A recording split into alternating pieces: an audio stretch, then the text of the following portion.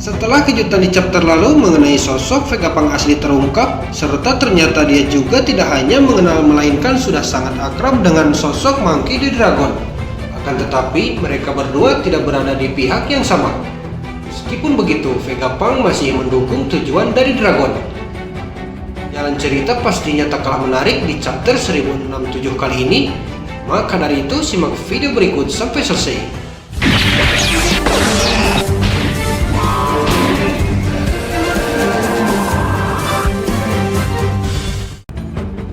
One Piece chapter 1067 dibuka dengan Bonnie yang bertanya kepada Vegapunk mengenai kondisi kepalanya.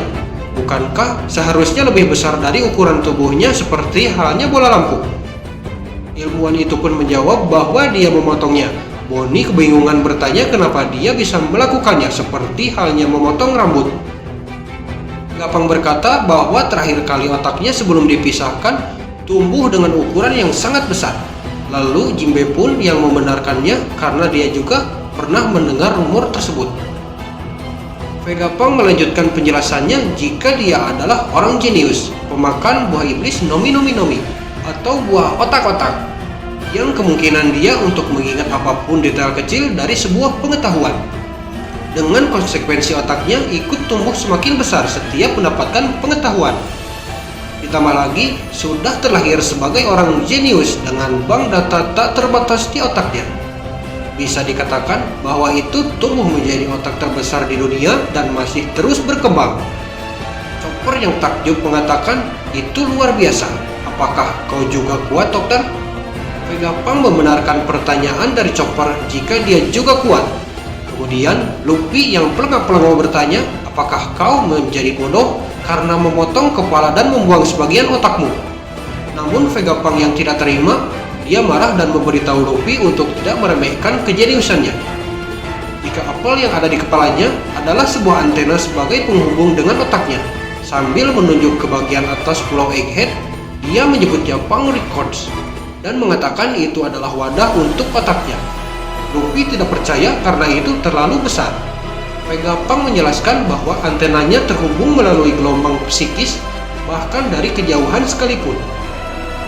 Ilmuwan tersebut kemudian menjelaskan keenam cloningnya kepada mereka dengan metode yang sama. Mereka saling terhubung dan masing-masing adalah ahli di bidangnya serta memiliki ragam kepribadiannya, namun satu tujuan.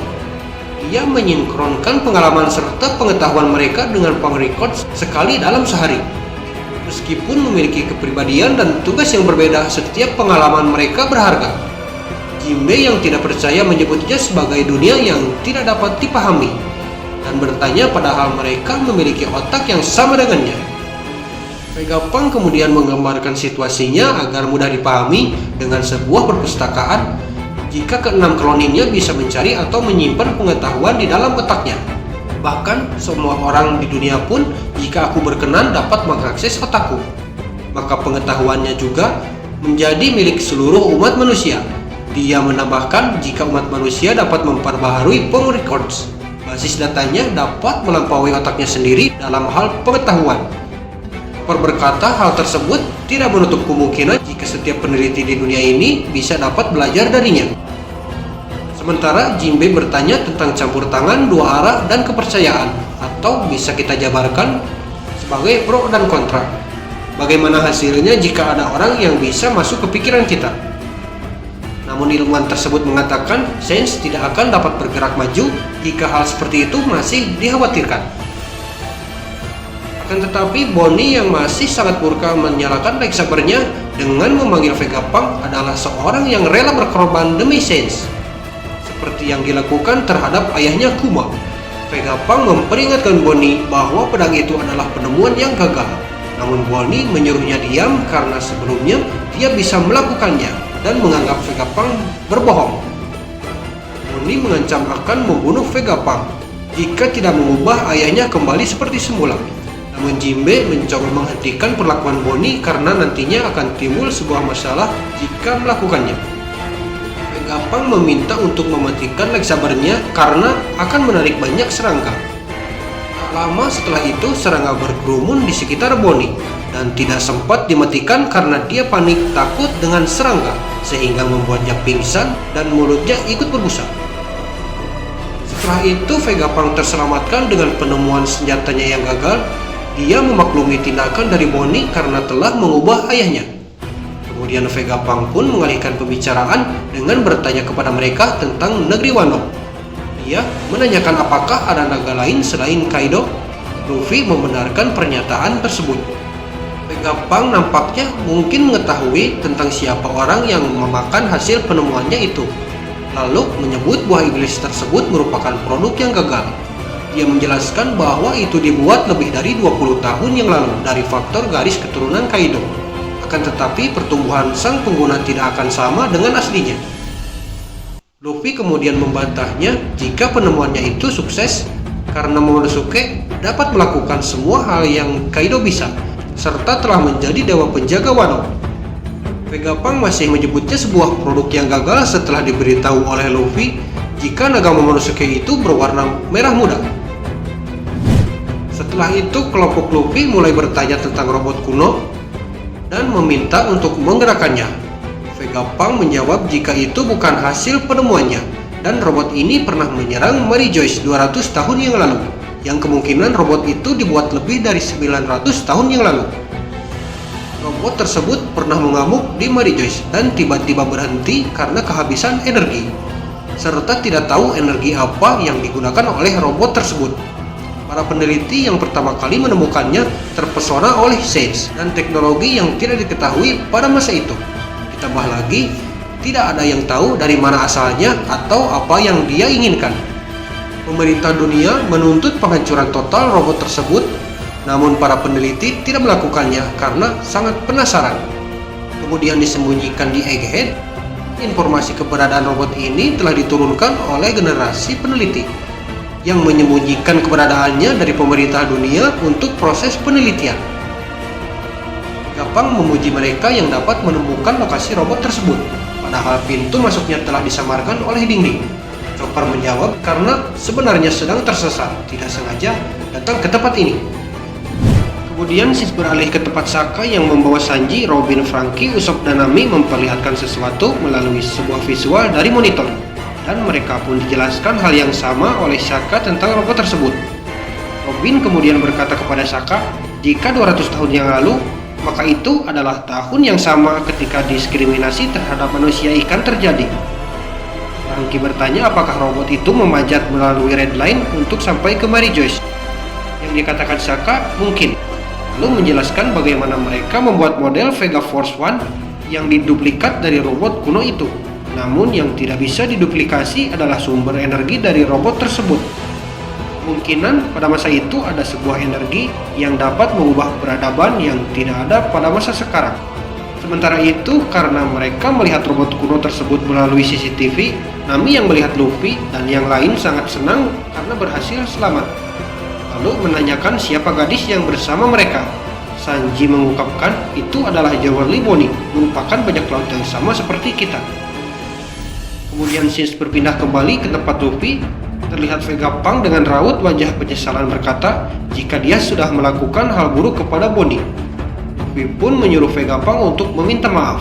Namun dengan jawaban tegas dan serius, Vegapunk berkata, memangnya kau tahu apa bocah bodoh? Kemudian dia mengungkapkan jika sebenarnya kedatangan kru topi jerami merupakan sebuah takdir, lalu meminta agar dirinya dibawa pergi dari Egghead. Namun adegan berpindah keluar pulau, tempat di perbatasan Egghead sebuah kapal yang ditunggangi agen CP0 dihadang oleh para monster cyborg. Mereka meminta untuk berlabuh di pulau.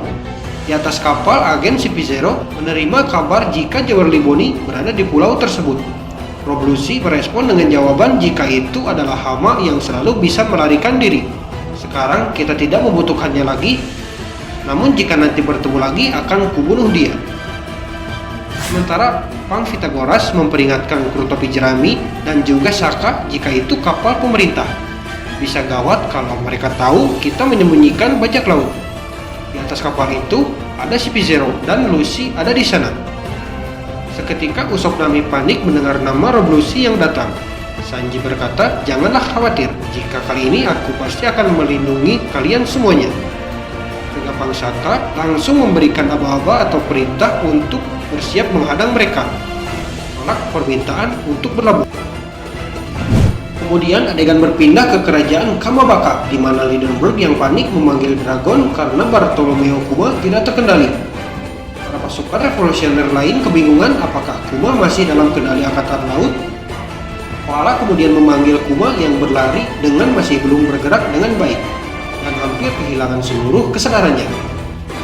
Di akhir scenes memperlihatkan Dragon dan Ivankov yang meneriaki Kuma dengan berkata, "Tetaplah di sini Kuma, mulai sekarang perang sebagai pasukan revolusioner akan dimulai."